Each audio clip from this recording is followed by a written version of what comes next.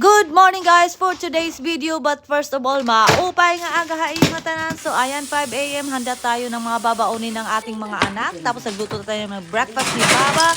Ready na naman ang peg ng beauty ng ina. O diba, ayan, over easy na egg with toast ang gusto ni Baba. Ayun na siya, sumasayaw-sayaw pa, kumakanta ng We wish you a Merry Christmas with milk. Diba, tapos syempre nagkape naman ang modra. Para gumising. Ayan na po, tapos ng kanilang baon, merong cupcake, mixed veggies, apples, at saka chicken barbecue na may rice. O, diba? Tapos ayan na si Baba, lakad na siya papunta sa bus stop kasi yung bus hindi na stop sa amin. And then, ayun, on the way kami to school, drop off to Caitlin. Ida-drop off ko si Caitlin. Then, on the way na naman ako niyan, papunta sa aking appointment ng 8 AM.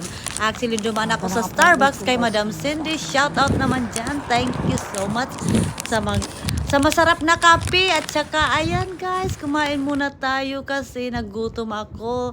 Cheese Danish. O, diba? Cheese Danish. Charot! And then, ayan na guys, nasa hospital na tayo. Antay tayo ng ating pangalan na matawag, hindi natawag na, punta na tayo doon. Siyempre, hindi ko tapos nakarating na ako sa bahay. Siyempre, inaantay ko si Toby. Hindi pala inaantay, ako pala yung inaantay ni Toby. So, andyan sa, ayun, tinatawag ko na siya dyan. Kaso hindi niya pa ako marinig kasi tulog yan. Tamad yan si Toby. Tamad siya, guys. Toby, where are you? Ayan, maya-maya makikita mo na yan. Ayan na siya, parating na. Ayan. Nakala niya may pasalubong, wala pala. Ayan, so yan lang guys. Thanks for watching. See you on my next vlog. Comment naman dyan. Bye!